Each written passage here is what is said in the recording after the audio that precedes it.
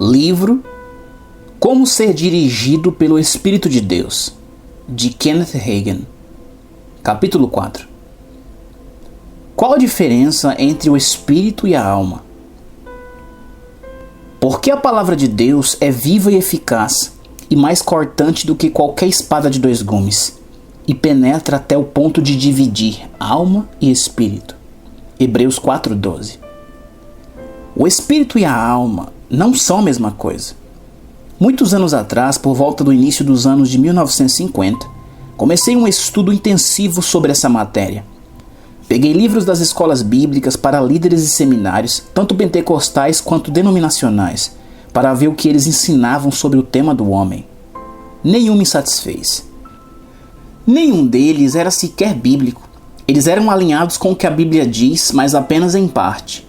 Perguntei aos líderes estudiosos da Bíblia e ministros por todo o país. Você reconheceria alguns nomes se eu os mencionasse. Eu até mesmo ouvi alguém perguntar a um dos mais conhecidos ministros da atualidade: qual a diferença entre o espírito e a alma? Ele olhou assustado e disse: eu pensei que era a mesma coisa. Essa foi a resposta que obtive da maioria dos ministros a quem perguntei. Como eles poderiam ser a mesma coisa? Paulo, pelo Espírito de Deus, disse que poderiam ser divididos pela palavra de Deus. Hebreus 4:14. Se você pode dividi-los, eles não podem ser a mesma coisa. Entretanto, somente a palavra de Deus pode dividir espírito e alma. A razão pela qual não temos sido capazes de distingui-los é que não temos cavado profundo o suficiente na palavra.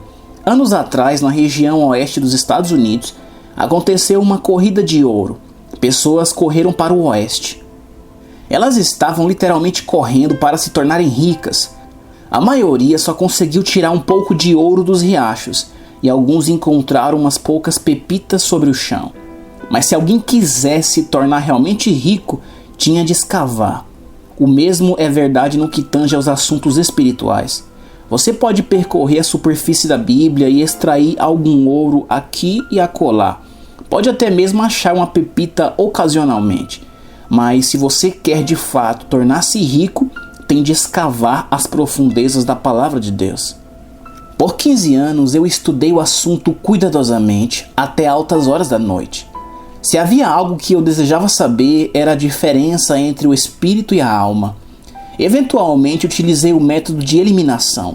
Eu escrevia assim: com meu corpo entro em contato com o reino físico. Para isso nem precisamos argumentar. Com o espírito entro em contato com o reino espiritual. Assim, restava apenas outra parte de mim que faria contato com qualquer outro reino. Eu sabia que tinha de ser com a minha alma que eu entrava em contato com o reino mental ou intelectual, o que inclui pensamentos e emoções. Então eu escrevi: com a minha alma eu entro em contato com o reino intelectual. Aqui está uma passagem da Bíblia que me ajudou. Porque se eu orar em outra língua, o meu espírito ora de fato, mas a minha mente fica infrutífera. 1 Coríntios 14:14. A versão amplificada da Bíblia diz: pois se eu orar em uma língua desconhecida, meu espírito, por meio do Espírito Santo que está em mim, ora, mas minha mente fica improdutiva. Versão amplificada, tradução nossa. Nosso entendimento, nossa mentalidade humana natural é uma parte da nossa alma. Perceba o que Paulo disse: meu espírito ora, mas minha mente fica infrutífera. Ele não disse que quando orava em uma língua estranha, a alma orava. Também não disse que quando orava em línguas, orava com o intelecto ou a mente dele.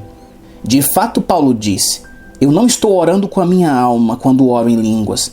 Eu estou orando com o meu espírito, meu coração, meu ser interior. Você se recorda do que Jesus disse? No último dia, o grande dia da festa, levantou-se Jesus e exclamou: se alguém tem sede, venha a mim e beba. Quem crê em mim, como diz a Escritura, do seu interior fluirão rios de água viva. Isto ele disse com respeito ao Espírito Santo que havia de receber os que nele crescem. João 7, do 37 ao 39. Como resultado do recebimento do Espírito Santo, Jesus disse: do seu interior fluirão rios de águas vivas. Outra versão diz: do seu mais íntimo ser fluirão rios de águas vivas. A filha de um pastor do Evangelho Pleno tinha 6 anos de idade quando ela e outras crianças estavam reunidas em um grupo à noite durante um reavivamento. Algumas dessas crianças foram cheias do Espírito Santo e passaram a falar em outras línguas. Essa pequenina de 6 anos, segurando o estômago, correu para sua mãe dizendo: "Mamãe, mamãe, isso veio direto da minha barriga." Ela estava sendo bíblica. Ela estava falando em línguas a partir do seu interior, seu espírito, do mais íntimo do seu ser. É de lá que as línguas vêm. O Espírito Santo que habita no seu espírito dá ao seu espírito a expressão vocal, e você fala. Considere estas passagens juntas agora. O espírito do homem é a lâmpada do Senhor, a qual esquadrinha o mais íntimo do corpo. Do seu interior fluirão rios de águas vivas. Todas as direções que já recebi vieram do meu espírito. A maior parte delas veio enquanto eu orava em línguas. Você pode entender o porquê. Seu espírito está ativo quando você ora em línguas. Uma razão pela qual a igreja inteira como um todo falhou gravemente é porque tem se dedicado muito apenas a um tipo de oração. A oração com entendimento ou oração mental. Cristãos têm se esforçado para combater um combate espiritual com habilidades mentais. Tenho aprendido isso no decorrer desses muitos anos. Em cada crise da vida tenho aprendido a buscar no meu espírito, em meu interior. Eu tenho aprendido a orar em outras línguas. Enquanto oro assim, direções brotam do meu interior. Isso se dá pelo fato de meu espírito estar ativo. Meu corpo não está ativo. Minha mente, minha alma não está ativa. Mas meu espírito sim. É por meio do meu espírito que Deus me guia. Algumas vezes eu interpreto aquilo que estou orando em línguas. E por meio dessa interpretação recebo luz e direção. 1 Coríntios 14:13. Mas na maior parte do tempo, enquanto eu apenas oro em línguas, de algum lugar do meu interior, consigo perceber alguma coisa se levantando em mim. Isso começa a tomar forma. Eu não poderia dizer a alguém de forma mental como eu sei o que fazer, porque o meu entendimento não tem nada a ver com isso. Mas eu sei em meu interior o que eu devo fazer. Eu sigo isso. Eu ouço meu espírito, porque o espírito do homem é a lâmpada do Senhor. Capítulo 5. A salvação da alma. Acolhei com mansidão a palavra em vós implantada, a qual é poderosa para salvar a vossa alma. Tiago 1:21. O espírito do homem é a parte no homem que é nascida de novo. É a parte do homem que recebe vida eterna, a vida e a natureza de Deus. É o espírito do homem que se torna uma nova criação em Cristo Jesus. A alma não é o ser mais íntimo. Não é a alma que é nascida de novo. A salvação da alma é processual. Tiago 1:21 costumava me perturbar quando eu era um pregador denominacional antes de ser cheio do Espírito Santo. Eu não sabia aquilo que sei agora. Eu usava espírito e alma indistintamente, referindo-me ao espírito como alma e a alma como espírito. Eu não os dividia como a Bíblia faz. Mas tive bom senso suficiente para deixar esse versículo isolado até que eu crescesse e pudesse entender o que ele diz. A epístola de Tiago não foi escrita para pecadores. Tiago não escreveu uma carta para o mundo. Ele escreveu para a igreja. Nós sabemos disso porque no capítulo 5 está escrito: está alguém entre vós doente? Chame os presbíteros da igreja. Versículo 14. Em suma, se há alguém doente entre vós na igreja, que chame os presbíteros da igreja. Também, em referência ao primeiro capítulo de Tiago, vamos pregar o versículo 18. Pois, segundo o seu querer, ele nos gerou pela palavra da verdade, para que fôssemos como que primícias das suas criaturas. Sabeis estas coisas, meus amados irmãos. Todo homem, pois, seja pronto para ouvir, tardio para falar, tardio para se irar, porque a ira do homem não produz a justiça de Deus.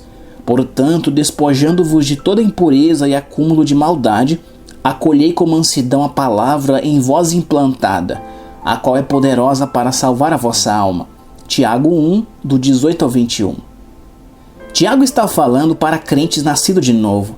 De acordo com a vontade do Pai, ele escreve que fomos gerados ou nascidos de novo pela palavra da verdade. Se ele os chamou de meus amados irmãos, então eles estavam em Cristo. Ele ainda encoraja os nascidos de novo, cheios do Espírito, a receberem com mansidão a palavra neles implantada, a qual é poderosa para salvar a vossa alma. Evidentemente, suas almas não eram salvas. O espírito do homem, seu homem interior, o homem de fato, recebe a vida eterna e é nascido de novo, mas intelecto e emoções que compreendem a alma ainda têm de ser tratados. Eles não são nascidos de novo, eles precisam ser renovados. Paulo fala sobre a renovação da mente, escrevendo aos santos em Roma. E não vos conformeis com este século, mas transformai-vos pela renovação da vossa mente, para que experimenteis qual seja a boa, agradável e perfeita vontade de Deus. Romanos 12, 2. O salmista Davi fala acerca da restauração da alma. Refrigera minha alma. Salmos 23, 3. A palavra hebraica traduzida por refrigerar no Antigo Testamento e a palavra grega traduzida por renovação no Novo Testamento significam a mesma coisa. A alma, a mente precisam ser renovada ou restaurada. Minha mãe me deixou uma cadeira que herdou de minha avó. Eu não sei ao certo quão antiga aquela cadeira é, mas é bastante velha. Posso me recordar de quanto minha avó a restaurou. Colocaram um novo estofamento e a envernizaram. Ainda era a mesma cadeira, mas restaurada, estava renovada. Não está escrito na palavra que Deus restaura o nosso espírito. Nosso espírito se torna nova criação em Cristo Jesus, novinho em folha. Nossa alma, entretanto, precisa ser renovada ou restaurada. Como? Temos essas passagens relativas à alma. Acolhei com mansidão a palavra em vós implantada, a qual é poderosa para salvar a vossa alma. E não vos conformeis com este século, mas transformai-vos pela renovação da vossa mente, para que experimenteis qual seja a boa, agradável e perfeita vontade de Deus. Refrigera-me ou restaura minha alma. Tiago 1,21, Romanos 12,2, Salmos 23,3. A alma do homem é salva ou restaurada quando ela começa a ser renovada pela palavra de Deus. É a palavra que salva, renova e restaura nossa alma. Quando nossa mente é renovada pela palavra de Deus, então pensamos em linha com aquilo que a palavra diz. Somos capazes de saber e provar tanto a vontade permissiva quanto a vontade perfeita de Deus, porque a palavra dele é a sua vontade. Nós não questionaremos tanto acerca da vontade de Deus quando tivermos a nossa alma salva. A maior necessidade da igreja hoje é ter a mente renovada pela palavra de Deus.